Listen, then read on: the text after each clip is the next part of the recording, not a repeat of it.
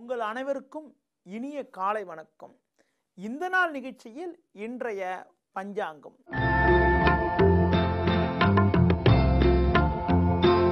பதிமூணு 9/2015 ஆவணி 27 ஞாயிற்றுக்கிழமை, அமாவாசை திதி பகல் 12:34 வரை பின்பு பிரதமை, பூர நட்சத்திரம் பகல் 2:30 வரை பின்பு உத்தர நட்சத்திரம், சித்த யோகமானது பகல் 2:30 வரை பின்பு அமிர்த யோகம், ராகு காலம் மாலை 4:30 முதல் 6 மணி வரை, யமகண்டம் பகல் 12 முதல் 1:30 வரை.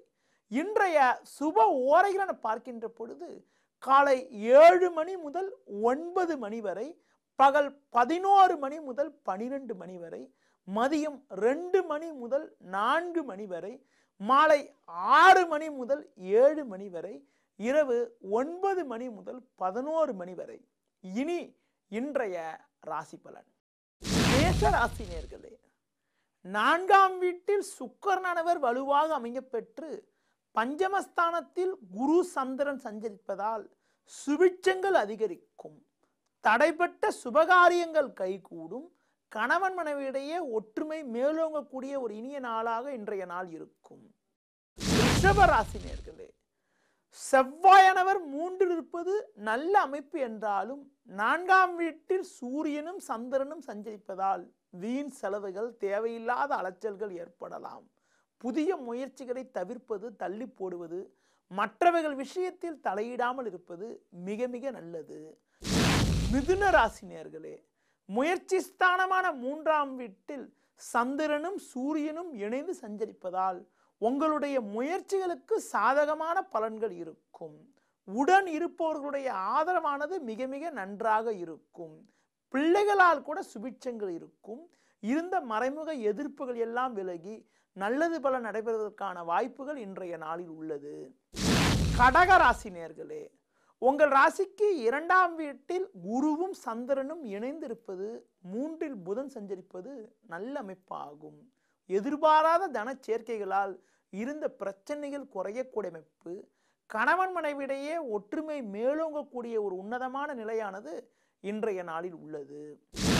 சிம்ம ராசி நேயர்களே, ஜென்ம ராசியில் சந்திரனானவர் குரு சேர்க்கை பெற்று சஞ்சரிப்பது அற்புதமான அமைப்பாகும். கடந்த சில நாட்களாக இருந்த பிரச்சனைகள், சிக்கல்கள் எல்லாம் படிப்படியாக விலகி ஏற்ற மிகுந்த பலன்கள் இருக்கும். தடைப்பட்ட சுபகாரியங்கள் கூட எளிதில் கைகூடி அதன் மூலமாக சந்தோஷம் ஏற்படுவதற்கான வாய்ப்புகள் இன்றைய நாளில் உள்ளது.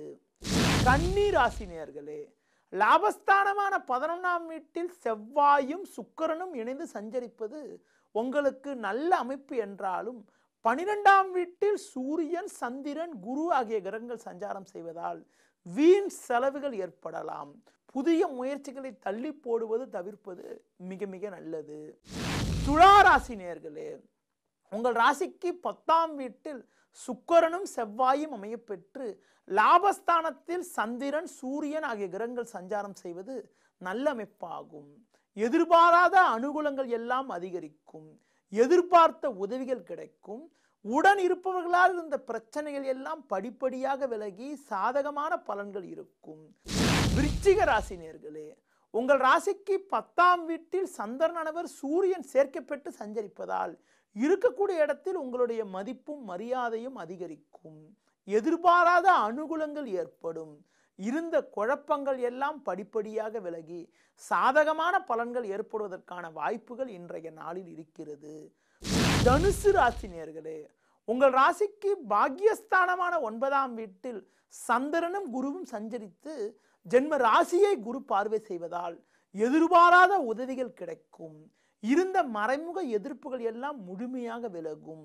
எடுக்கும் முயற்சிகளில் சாதகமான பலன்கள் இருக்கும். பிள்ளைகளால் கூட சுபிட்சங்கள் உண்டாகும்.